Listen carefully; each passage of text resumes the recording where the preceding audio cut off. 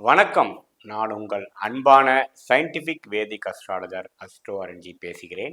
நல்லது நினைப்போம், நல்லதே நடக்கும்.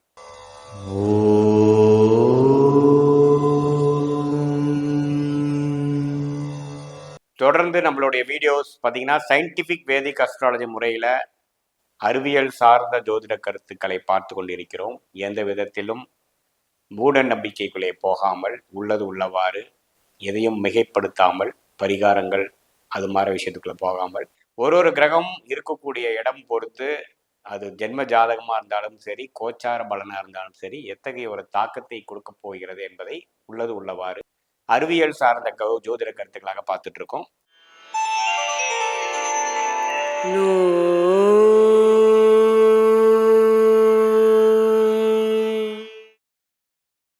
மேஷ ராசிக்காரர்களுக்கு 2025 அதாவது 25 நடக்கக்கூடிய சனி பயிற்சியிலிருந்து அடுத்த ஒரு 2-2.5 வருடங்கள் எத்தகைய ஒரு காலகட்டமாக இருக்க போகிறது அப்படிங்கிறது நம்ம மேஷராசிக்காரர்களுக்கு வரப்போகிற சனி பயிற்சி, அதுக்கு அடுத்து வரக்கூடிய ராகு கேது பயிற்சி, குரு பயிற்சி, இதெல்லாம் சேர்ந்து கூட்டு கலவையாக 25 எப்படிப்பட்ட ஒரு வாழ்க்கை திருப்பங்களை நிறைந்த ஒரு அம்சங்களை கொடுக்கக்கூடிய அமைப்பு மேஷராசிக்காரர்களுக்கு உண்டு என்பதை நாம் இந்த வீடியோவில் கொஞ்சம் சற்று விரிவாக பார்க்க போகிறோம்.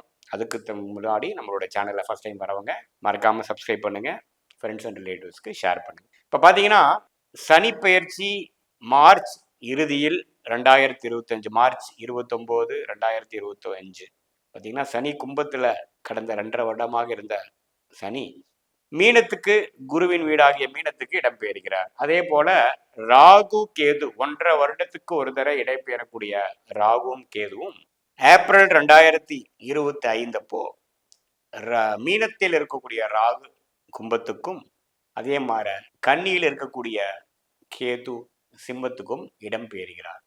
இத்தகைய இடம்பெயர்ச்சி பார்த்தீங்கன்னா எத்தகையோட தாக்கத்தை கொடுக்க போகிறது, குறிப்பாக மேஷராசிக்காரர்களுக்கு எப்படி கொடுக்க போகிறது, இந்த ஆண்டு கிரகம் என்று சொல்லப்படுகிற ராகு கேது சனி குரு பார்த்தீங்கன்னா ஏப்ரல் கடைசி மே மாதம் 2025 குருவும் இடம்பெயர்கிறார். ஒரு ராசியிலேருந்து இன்னொரு ராசிக்கு பயிற்சி பெறுகிறது. அது எப்படி மேஷராசிக்கு ஆகுதுன்னு பார்த்தா 2ஆம் இடத்தில் இதுவரைக்கும் இருந்து கொண்டு இருக்கக்கூடிய குரு 3ஆம் இடத்துக்கு இடம்பெயர்ந்து 7ஆம் இடம், 9ஆம் இடம், 11ஆம் இடத்தை மேஷராசிக்கு குரு பார்ப்பது ஒரு நல்ல விஷயம். அதே சமயத்தில் 12ஆம் இடத்தில் இதுவரைக்கும் இருந்த ராகு 11ஆம் இடம் என்று சொல்லப்படுகிற லாபஸ்தானத்துக்கு போவது ஒரு நல்ல விஷயம்.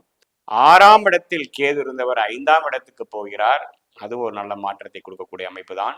11ஆம் இடத்தில் இதுவரை 2.5 வருடமாக இருந்த சனி 12ஆம் இடம் என்று சொல்லப்படுகிற விரயஸ்தானம், அதாவது 7 நாட் சனியை துவக்க போகிறார் மேஷராசிக்காரருக்கு. ஸோ இத்தகைய ஆண்டு கிரகத்தின் பயிற்சிகள் எப்படி ஒரு தாக்கத்தை மேஷராசிக்காரர்களுக்கு கொடுக்க போகிறதுன்னு பார்க்கும் பொழுது மெயினாக நம்ம முதல் பார்க்க வேண்டியது சனி வந்து இப்போ 11ஆம் இடத்துல இருக்கிறது ஓரளவுக்கு நல்ல ஒரு அம்சம்தான்.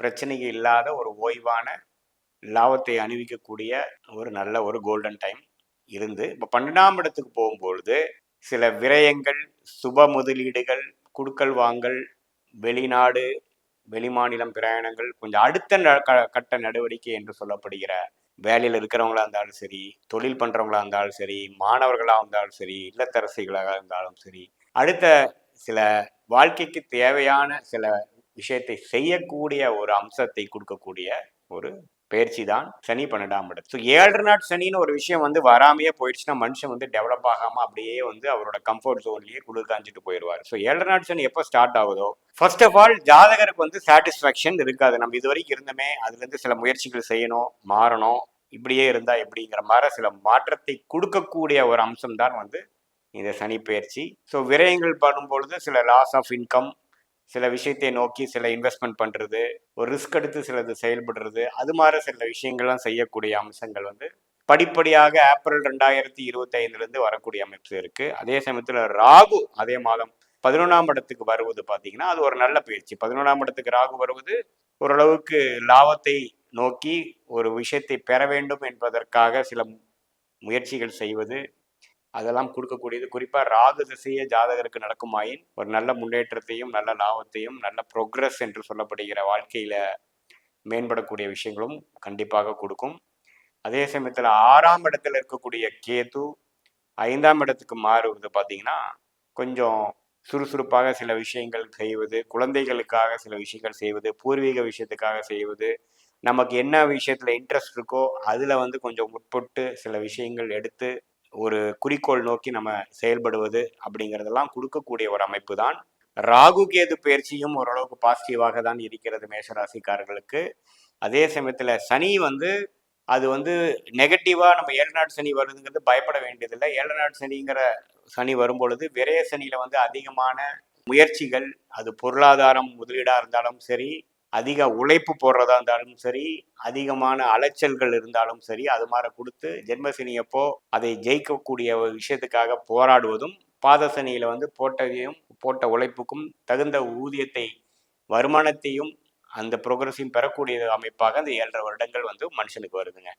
ஸோ அந்த அடிப்படையில் இந்த கம்ஃபோர்ட் ஜோன் குளிர் காய்ந்து கொண்டு இருக்கக்கூடிய நேரம் முடியுது என்று நம்ம எடுத்துக்கொள்ளலாம். அடுத்த வாழ்க்கையில் வரக்கூடிய ஒரு மேம்பாடுக்காகவும் டெவலப்மெண்ட்டுக்காகவும் அடுத்த படிநிலை பரிமாறும் டோட்டலாகவே நம்மளுடைய லைஃபோட ஸ்டேட்டஸ் மாறக்கூடிய அமைப்புக்கு வேணுங்கிற முயற்சிகள் எடுக்கக்கூடிய ஒரு உத்வேகத்தை கொடுக்கக்கூடிய ஒரு ரிஸ்க் அபிலிட்டியையும் ஒரு முயற்சி எடுக்கக்கூடிய மனநிலையும் சந்தர்ப்பத்தையும் கொடுக்கக்கூடிய அமைப்பு கொடுக்குதுங்கிறத நாம் எடுத்துக்கிறோம். அதே சமயத்தில் குரு வந்து 3ஆம் இடத்துக்கு வாடுறது உண்மையே முயற்சிகள் அதிகமாகக்கூடிய அமைப்புகள், பேச்சு மூலமா, தகவல் தொடர்பு மூலமா, கான்டாக்ட்ஸ் மூலமா சில விஷயங்கள் கிடைக்கக்கூடிய அமைப்புகள், அதே சமயத்தில் சில நண்பர்கள் மூலமாக பார்ட்னர்ஷிப் மூலமாக சில ஆதாயங்கள் செய்யக்கூடிய அமைப்புகள், 9ஆம் வீடை பார்ப்பதனால் சில பூர்வீக விஷயத்தினால கொஞ்சம் ஜெயிக்கக்கூடிய அமைப்புகள், லாபம் பெறுவதற்காக சில முயற்சிகள் செய்வதற்காக 11ஆம் வீட்டு பார்வையும் வேலை செய்கிறது. ஸோ கூட்டு விஷயமாக பார்க்கும் பொழுது ஒரு நல்ல அடுத்த நிலை டெவலப்மெண்ட் விஷயத்தை நோக்கி மேஷராசிக்காரர்கள் படிப்படியாக செயல்படுவதற்கு ஒரு உகந்த ஒரு பயிற்சியாகவும் ராகு கேது சனி குரு பயிற்சி வருகிறது. ஸோ இந்த கடந்த 2.5 வருடம் காலகட்டத்தில் நடந்த விஷயத்தை காட்டிலும் அடுத்து வரக்கூடிய 2.5 வருடங்கள் வந்து ஆக்ஷன் ஃபீல்டாகவும் ட்ரமாட்டிக்காகவும் உழைப்பு சார்ந்த விஷயமாகவும் அதிகமாக நாம் வந்து இத்தனை விஷயங்கள் நடந்ததுன்னு சொல்லக்கூடிய அதிகமான வாழ்க்கை சம்பவங்களாகவும் வரக்கூடிய ஒரு காலகட்டமாக மேஷராசிக்காரர்கள் அந்த காலத்தை கண்டிப்பாக எதிர்கொள்ளலாம். அதுக்கு தகுந்த மாதிரி விஷயங்களை வந்து இந்த 6 மாதம் இப்போ இருந்தே பார்த்தீங்கன்னா ஒரு 6 மாதத்தில் அதுக்கு தகுந்த மாதிரி சில பிளானிங், அதுக்கு மாதிரி சில செயல்பாடுகள்லாம் வரக்கூடிய அமைப்புகள் கட்டாயம் மேஷராசிக்காரர்களுக்கு உண்டு.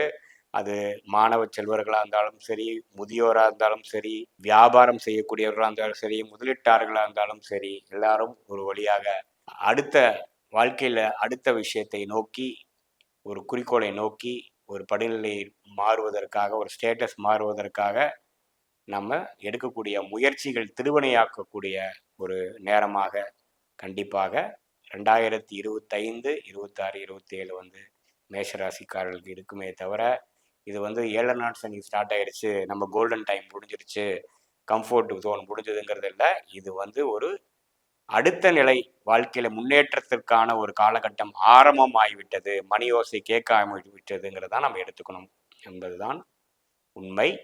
இது ஒரு பொதுவான பலனையை தவிர உங்களுடைய ஜாதகத்தில் என்ன ஒரு தசாபுக்திகள் உங்களோட ஜென்ம ஜாதக பிரகாரம் அந்த தசாபுக்திகள் உங்கள் லக்னத்துக்கு எத்தகைய ஒரு தசாபுக்திகளாக இருக்கிறது பொறுத்து உண்மையே துல்லியமான பலன்களை நாம் கண்டிப்பாக பெறுவோம். மீண்டும் மற்றொரு காணொலியில் சந்திப்போம். நன்றி, வணக்கம்.